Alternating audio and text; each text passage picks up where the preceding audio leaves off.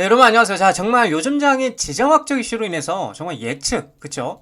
이 예측하기가 어렵고 정말 어지럽다라고도 말씀을 드릴 수 있을 것 같은데, 그럼에도 불구하고 이 리플은 미국 연준 결제 시스템의 채택이라는 소식들이 들리고 있고요. 제도권 진입에 대한 긍정적인 방향성이 보이고 있는 시점인데, 다시 말해서 아주 긍정적인 순항을 하고 있다고 말씀을 드릴 수 있을 것 같아요. 그렇다 보니까 ETF와 이제 재판 그리고 스테이블 코인 관련해서도 굉장히 긍정적인 모습을 보여주고 있는데, 관련돼서 대응 방법과 어떤 이슈들이 있는지 함께 살펴보도록 하겠습니다. 자, 뉴스를 보게 되시면 미국 연준 결제 시스템 리플 채택했다라는 내용이고요. 자, 내용을 보게 되면 미국 연방준비제도 패드라고 부르죠. 그래서 이사회 즉 중앙은행이 리플 XRP를 패드나우 실시간 결제 시스템에서 사용하고 있다라는 주장이 나왔는데, 패드나우 15 운영 파트너사인 볼란테 테크놀로지가 리플 블록체인을 국제 결제에 사용하고 있다는 사실이 이미 확인된 바가 있는데, 뉴욕 증시와 이제 가상화폐 업계에 따르면은 XRP를 미국 정부가 국가 지정 금융 준비 자산으로 편입하거나 리플의 에스크로를 압류할 수 있다라는 루머까지 퍼지고 있다. 그래서 좀 이 부분에 대해서 좀 여러분들 말씀드리면, 이 XRP가 채택됨으로 인해서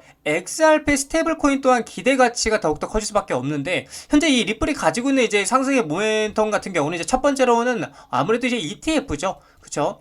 이 ETF가 있는데, 이 ETF 같은 경우에는 SEC 기존에 SEC와 그리고 이 XRP의 법적 리스크가 해소되는 순간에 곧바로 나올 가능성이 매우 높은데, 이 ETF는 제가 펀드라고 말씀드렸었죠. 이 펀드라고 말씀을 드렸었고, 펀드 같은 경우는 개인들의 자금만으로 운영할 수 없기 때문에 무조건적으로 고래들의 자금 유입이 될 수밖에 없다라고 말씀을 드렸었는데, 자, 근데 이 펀드가 나온다? 그렇게 되면은 시장의 기대 가치가 더더욱 커질 수밖에 없고요. 비트코인 ETF 그리고 이더리움 ETF에 열광했던 이유가 바로 이 고래들의 자금 유입이 되기 때문이었다라고 말씀을 드릴 수 있겠고, 자, 또 이제 두 번째 같은 경우는 스테이블 코인이죠. 이 스테이블 코인인데, 이 스테이블 코인은 이제 달러와 1대1로 연동이 되는 건데, 이 말은 즉 미국이라는 나라의 달러를 더 강하게 키울 수 있는 게 바로 이 스테이블 코인이라는 겁니다. 자, 이러한 부분은 들은 당연히 미국의 결제 시스템과 함께 연동이 될 수밖에 없다는 점을 보았을 때, 이 미국 연준 결제 시스템의 리플 채택은 큰 그림으로 보았을 때는 엄청나게 유의미한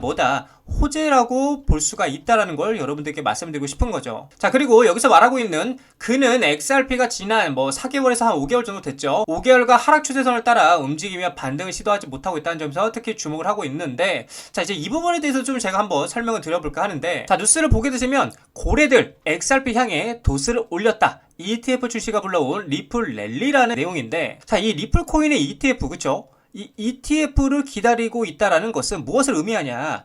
SEC와 XRP가 곧 승인을 했던, 그러니까 미국 법원에서 이 부분의 합의점을 승인해줄 가능성이 매우 높은 시점이라는 신호를 계속해서 보내주고 있다는 거죠. 자, 그렇다 보니까 실제로 ETF 출시 소식과 함께 대규모 자금이 어떻게 유입이 되기 시작을 했고요. 이는 곧바로 XRP 가격의 급등으로 이어졌다. 그래서 온체인 데이터 분석 결과 단기간 내에 수백만 달러 규모의 XRP를 매집하는 고래 지갑들의 활동이 크게 증가한 것으로 나타나고 있고요. ETF가 기업 및 고액 자산가들의 투자 심리에 아주 긍정적인 영향을 미치고 있다는 것을 하고 있다? 입증을 하고 있다는 겁니다. 근데 이번 XRP ETF 출시는 리플사가 오랜 기간 SEC와의 소송에서 일부 승소하며 증권이 아니다라는 법원의 판단을 받는 것이 결정적인 배경이 되었다는 거죠. 이러한 법적 명확성은 규제 당국의 승인을 이끌어내는데 중요한 역할을 했고요. 동시에 잠재적 투자자들의 XRP에 대한 법적 리스크 부담을 덜고 투자에 나설 수 있는 기반을 마련했다고 얘기를 하고 있습니다. 그래서 XRP ETF는 단순한 투자 상품의 추가를 넘어서 암호화폐 시장의 제도권 편입이 가속화되고 있음을 보여주는 중요한 상징으로 해석될 수 있다고 지금 얘기를 하고 있는 겁니다. 자, 여러분 여기서 팩트를 말씀드리면 저는 이 부분이라고 생각을 해요. 암호화폐 시장에 제도권 편입이 가속화되고 있다. 이게 굉장히 진짜 상징적인 해석이라는 거예요. 왜냐면은 그동안 코인 얼마나 힘들었습니까? 정말 수많은 방해를 받고, 너희는 투기자산이다, 너희는 도박이다, 정말 말들이 많았잖아요. 그럼에도 불구하고 암호화폐 시장의 제도권 편입이 가속화되고 있음을 보여주는 중요한 상징으로 해석이 되고 있다는 거죠. 자, 그래서 대형 호재가 있는데 가격은 왜 횡보하느냐? 계속 말씀드리지만 세력들은 지독하게 횡보를 하면서 개미들의 물량을 어떻게 하고 있다? 흡수하고 있는 겁니다. 사실 시간 앞에 장사 없잖아요. 이 4개월, 그쵸? 이 4개월이 넘게 계속해서 옆으로만 기고만 있는데 현실적으로 지치지 않은 사람이 없다라는 거죠. 그래서 우리는 악착같이 버텨야 된다고 제가 말씀을 드리는 거고요. 세력들은 이미 이 리플 밸류를 측정하고 구조를 이해했기 때문에 거침없이 물량을 어떻게 매집하고 있는 겁니다. 자, 그래서 전쟁 속 비트코인 불확실성 속에서 부상하는 디지털 금이 됐다라고 좀 얘기를 하고 있어요. 자, 내용을 보게 되면 러시아와 우크라이나 전쟁과 그리고 이란 이스라엘 간 군사적 긴장 고조에서 비트코인이 새로운 의미로 조명이 되고 있다라는 거예요. 총성이 오가는 분쟁 한복판에서 은행 시스템이 마비가 되자 비트코인은 국경과 제약을 넘어서 생존을 위한 금융수단으로 떠올랐다라는 거죠. 가격 급등락과 무관하게 사용성은 한층 강화되고 있으며 글로벌 디지털 금으로서의 내러티브도 현실 속 사례와 함께 힘을 얻고 있다라는 겁니다. 자, 그래서 실제 사례들이 있었잖아요. 전쟁 속에서 등장한 비트코인 생존 사례, 그리고 글로벌 자산 인식을 높였는데 지난 이제 2022년이었죠. 이때 이제 러시아의 침공 직후 우크라이나 정부는 이제 공식 SNS를 통해서 비트코인과 이더리움, 테더 등 디지털 자산 기부를 호소를 했다. 그래서 며칠 만에 전 세계에서 수억 달러 상당의 암호 자산이 모여들었고 은행과 국제 송금망이 마비된 상황에서 디지털 자산이 유일한 생존 수단이 됐다라는 것이 우크라이나 정부의 설명이었다라는 거죠. 자, 그래서 전쟁은 동시에 개인들에게도 디지털 자산을 뭘로 생존 도구로 만들고 있고요.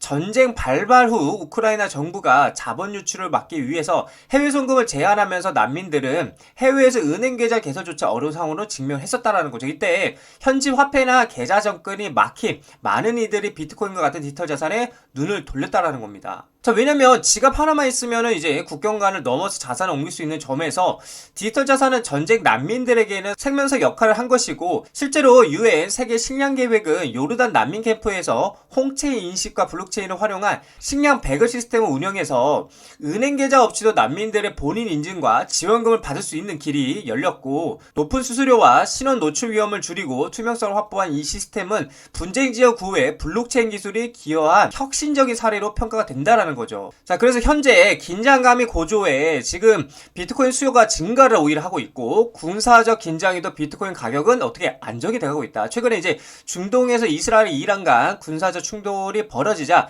글로벌 투자자들은 비트코인을 다시 어떻게 주목을 하고 있다는 거. 그래서 6월 이란과 이스라엘 사이의 무력 충돌 우려가 커지면서 일주일간 미국 시장의 비트코인 혐오 ETF들에는 17억 달러에 이르는 자금이 어떻게 순유입이 되어서 한 달여 만에 최대 주간 유입을 기록을 하고 있다라는 거죠. 자, 그리고 6월 10일부터 이제 17일까지는 비트코인 ETF로 하루 평균 2억 4,400만 달러가 유입이 됐고요. 특히 이란에 대한 군사 행동설이 구체화되던 6월 13일에서 16일 자금 유입이 정점을 찍었다라고 얘기를 하고 있어요. 그래서 이는 전통 금융시장의 지정학적 충격이 흔들릴 때 기관 자금이 비트코인을 대안자산으로 편입하려는 움직임을 시사한다라는 거죠. 자, 이 부분에 대해서 제가 앞전에 한번 말씀드린 적이 있었는데, 전쟁은 절대적으로 일어나면 안 되고요. 전쟁이 일어난 거에 대해서는 지금 뭐 굉장히 좀 가슴 아픈 상황이지만, 투자자들의 관점으로 보게 된다면 이 비트코인이 단기적으로는 전쟁에 의해서 하락을 할 수 있지만, 이 가상화폐는 전통 금융, 즉 이 제도권,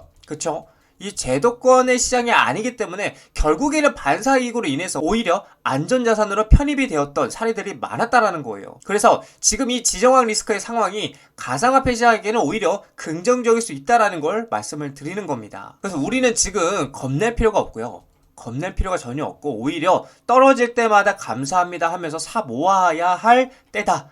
지금은 매수를 해야 할 시기이다 라고 좀 여러분들에게 말씀을 드리고 싶습니다. 자, 리플 차트를 보게 되시면은 제가 여러분들에게 말씀드렸었죠. 여기 3250원 구간, 그러니까 이 구간이었죠. 이 구간을 돌파하고 안착하게 되면 상방이라 말씀드렸고, 결국에는 3000원짜리를 지지하지 못하고 떨어지게 된다면 다시 한번 바닥을 확인하러 떨어질 가능성이 있다라고 제가 말씀을 드렸었습니다. 그래서 현재 3000원짜리를 결국엔 지지하지 못하고 계속해서 지금 하방 압박이 세게 오고 있는 상황인데, 저는 오히려 지금 여러분 지금 상황에서 매수 타이밍이라고 좀 말씀드려요.